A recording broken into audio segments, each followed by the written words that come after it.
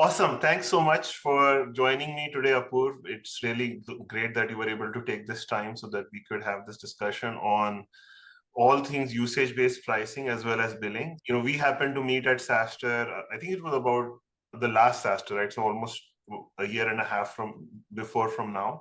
So I'm curious, would love to start off with your intro. I know that you're the CEO of Zenskar, but would love for you to introduce yourself as well, and then would love to ask you more about usage-based and consumption-based pricing, especially in today's day and age of rapid change with AI. So yeah, welcome.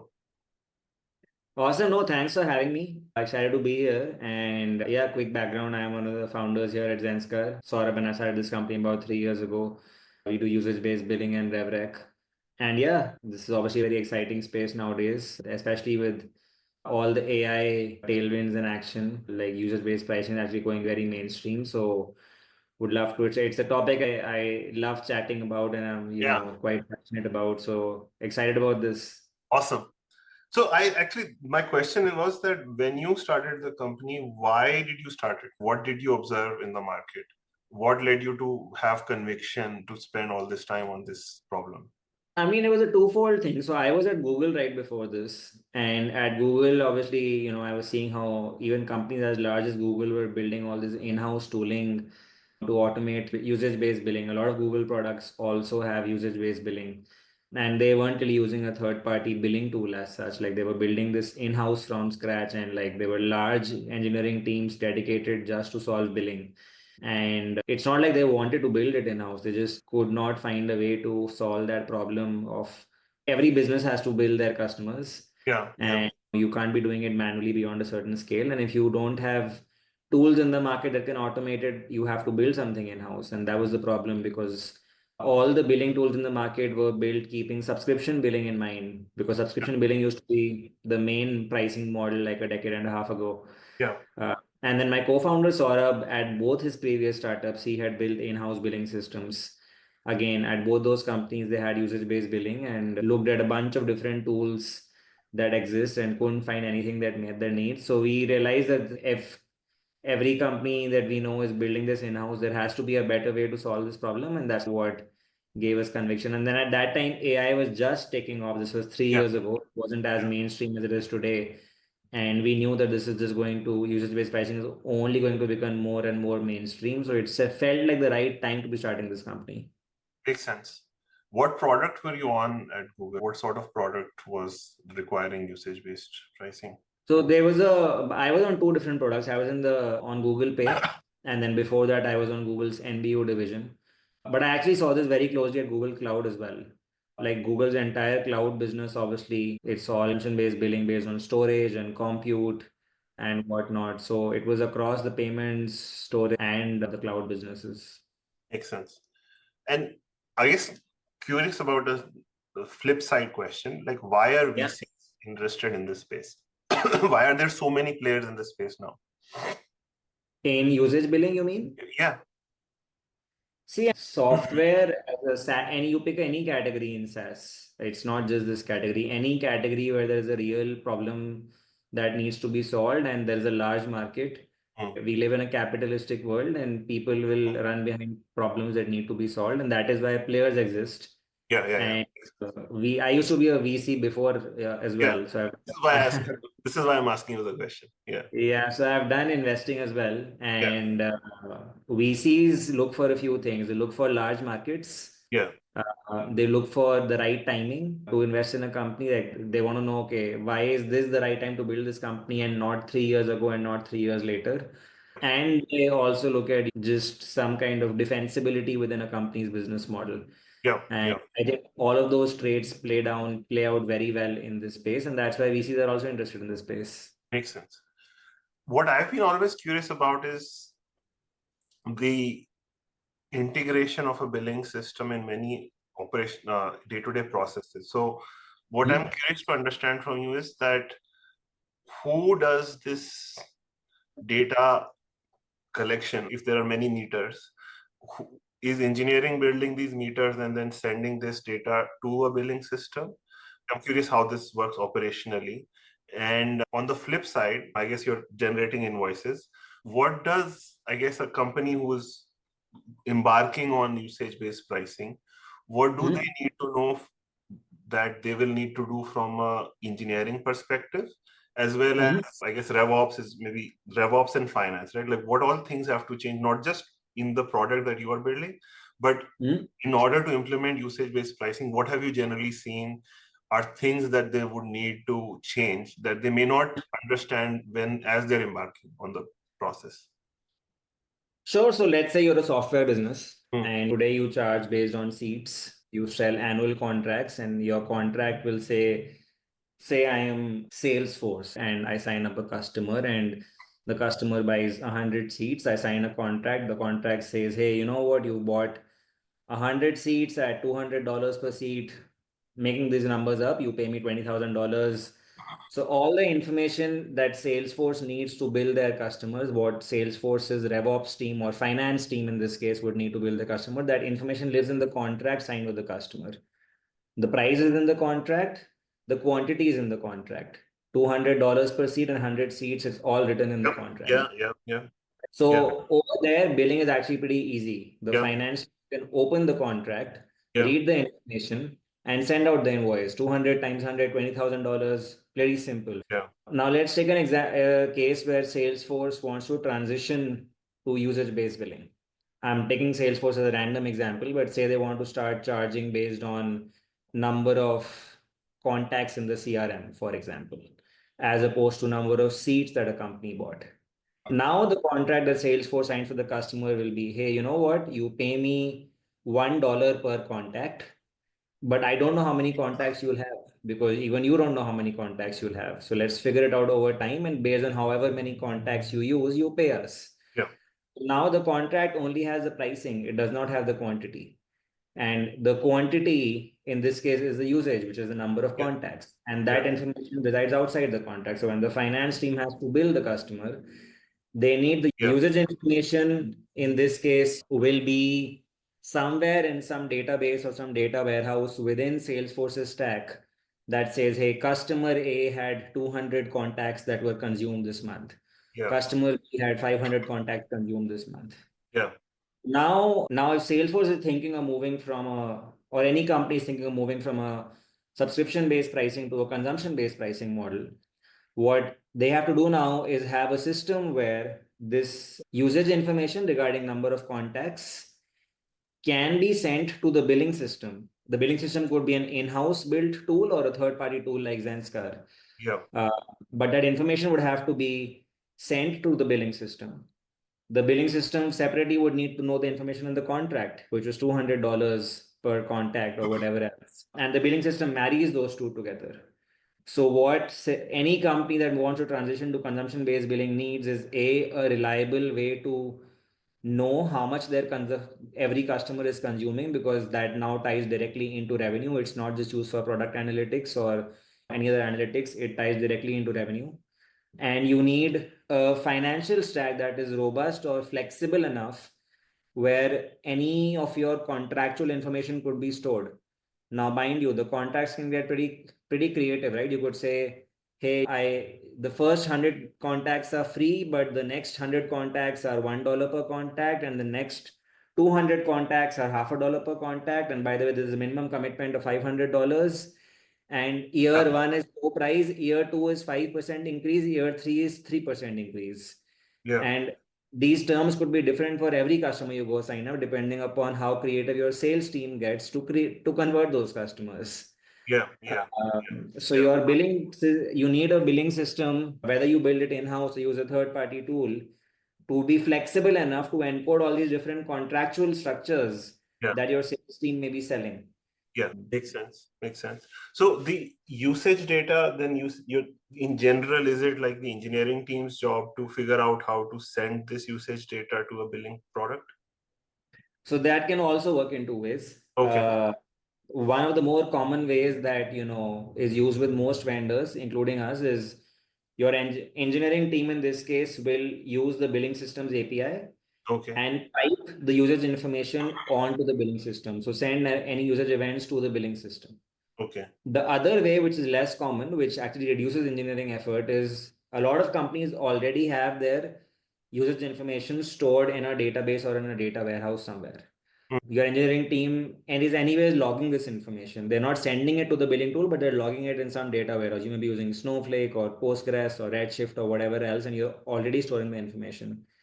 Yeah. So if the billing system can plug into your data warehouse, get access to that table that has the consumption information, and fetch the information out of that table, in that situation, your billing system actually, your engineering team does not have to send information to the billing system. All they need to do is Got give it. access to a table in your warehouse to the Got it. external.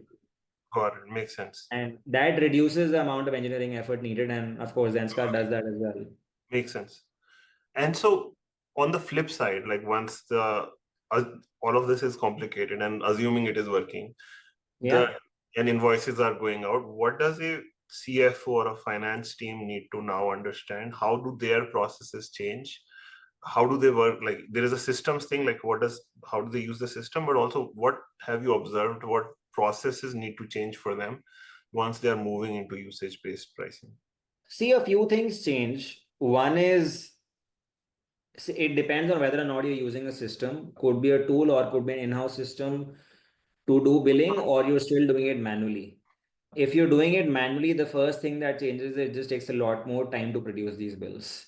Yeah. Because now you have to download the information from the data warehouse, get engineering to send it to you, put it in Excel, transpose it, marry it with the pricing information, generate invoice amount. So it takes a lot more time, and you need to be able to tell your customers that, hey, the invoices will take more time than they used to. Yeah. Where that's why you also end up automating it. Yeah. I think what people also need to, what they start to notice is the billing errors go up if they're not automating it. Mhm. Because again, the invoice information is no longer in the contract. It comes from the contract and the usage system. So now that I have to do some manual operation to marry these two systems, errors go up. And if you're overbilling your customer, trust me, your customer will tell you and Of they course. won't pay. Yeah. Yeah. But if you're underbilling your customer, they'll never tell you, and you're Yeah. just losing. Yeah. So we have seen that with a lot of our customers where we just help them discover underbilling. Yeah. So that happens as well. Hmm. And I think what financial teams also need to, what becomes more complex at scale is RevRec. Yeah, I was going Uh, to ask about that. I'm curious. How does that change? yeah, it changes because see, if your contracts are all subscription based, then your recognition of revenue is straightforward, right? It's all usually on a straight line basis. You amortize it over the duration of the contract. So it's a 12-month subscription, dollars recognize $20 per month of revenue. Yeah. Irrespective of when you invoice, the RevRec base is depends on the contract. But now if it's usage based, Hmm. you have to recognize revenue based on usage. Hmm. Uh, so let's say I consumed, again, going back to the Salesforce example, if the customer had 10 contacts in the CRM in month one, Yeah. uh, but the second month they had 20 contacts and the third Yeah. month they had 40 contacts, the recognition of revenue will depend on usage. It'll be like, okay, the first month it's $10 times the price per month, and the second month is $20 per amount. So now I can't do just a simple, okay, contract value by 12 every month equally Yeah. recognize it. I have to take usage into account. Yeah. The usage is coming from a third system that the engineering team controls. Right. So I Makes have sense. to look at the contract again, look at the usage, and every month I have to recognize revenue separately. Once the contract is getting over, if there is any minimum commitments, that may have to be then applied throughout the duration of the contract, depending on whether I met the minimum or did not meet the minimum. So there are all these hairy edge cases that come up when you're recognizing revenue based on usage. So does the work a finance team also has to do in this RevRec process increase because they are doing it on a more frequent basis based on the billing period? That is one, and also they are now having to deal with multiple data sources to do this work. Yeah. Yeah. Yeah. So the work increases, the time taken increases. Like not just in the billing system, but like just the finance team has to maybe redo their balance sheets more often. I won't say they have to redo their balance sheets more often. Again, you have to recognize revenue depending on how large you are as a company. You may close your books every month or every Okay. quarter, at least every year. Yeah. So, depending on how frequently you are closing your books and how you are recognizing revenue on what frequency, Hmm. the amount of time taken to do it if you are usage based versus if you are subscription based will be higher. Makes sense. And the amount of errors will also be higher, whether it is billing or recognizing revenue, or Understood. even reporting for that matter. Understood. Yeah.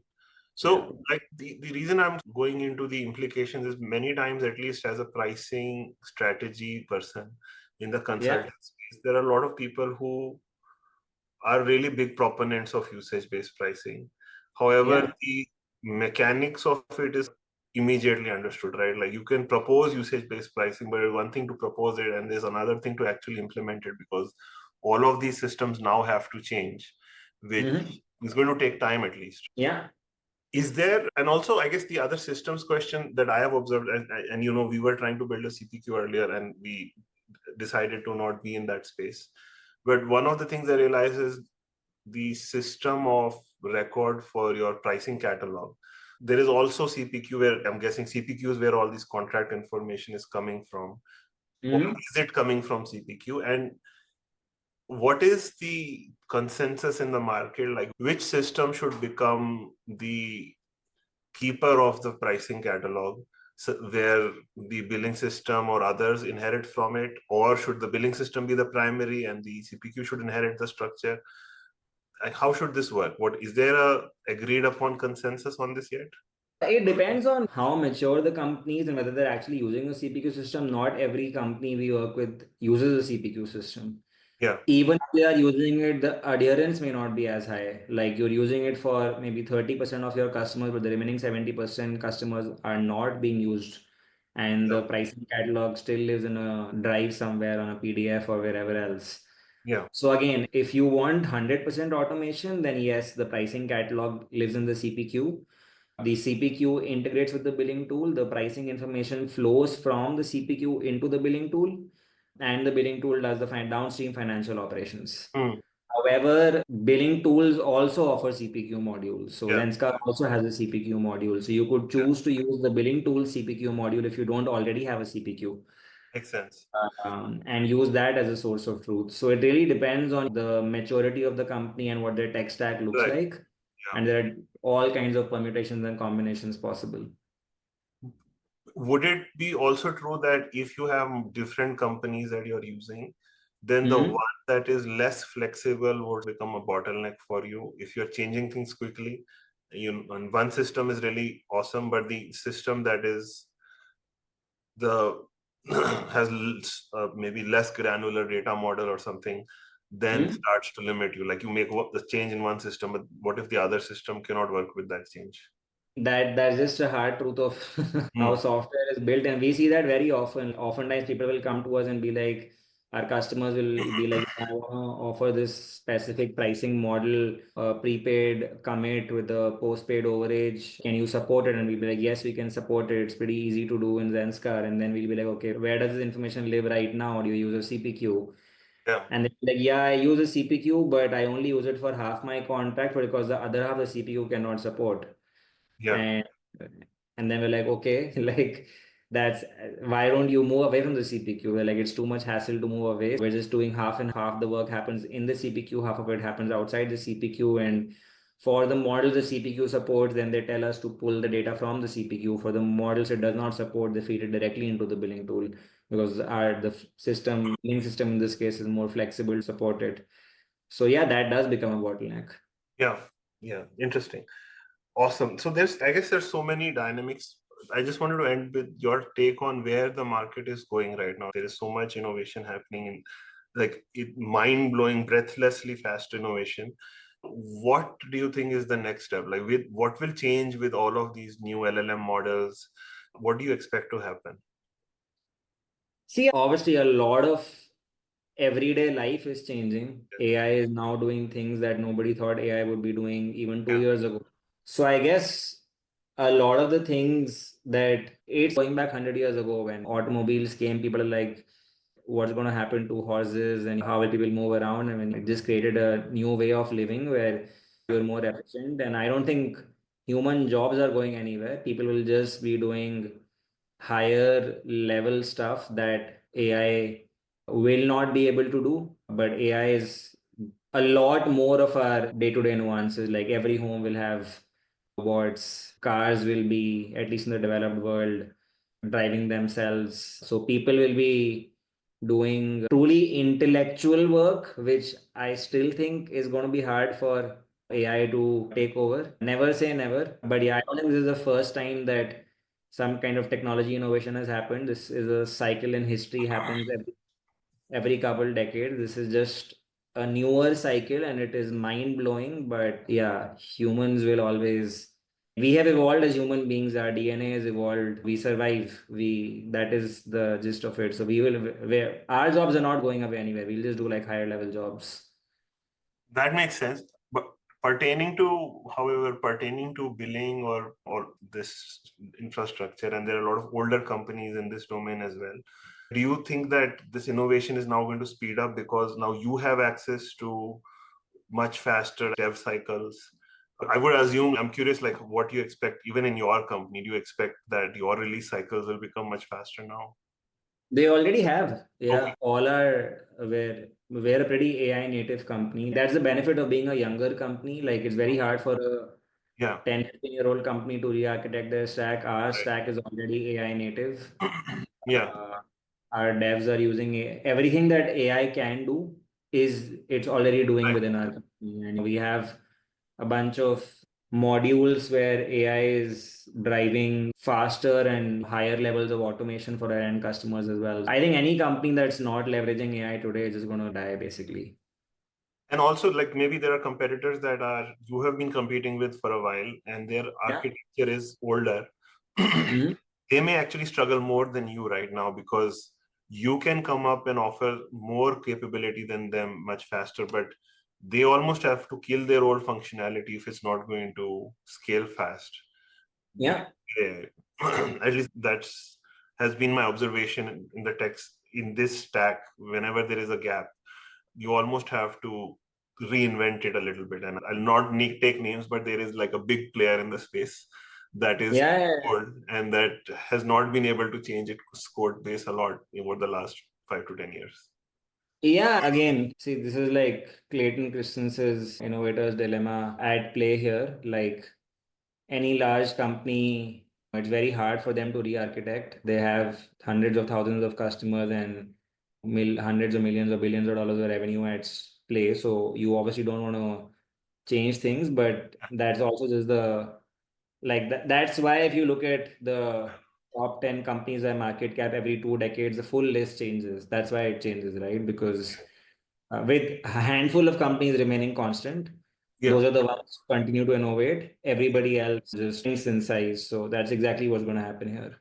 makes sense. Makes sense. It's interesting and awe-inspiring at the same time, given how fast it's happening. But Yeah, absolutely. Exciting times. yeah, totally, man. Thanks so much, Apurv. Those were all my questions. I really appreciate you throwing some light into the intricacies of usage-based implementation. So appreciate your time, and yeah, hope to be in touch. Awesome. No, thanks for having me. Really enjoyed this chat and look forward to chatting soon again. Awesome. Cheers. Thank you.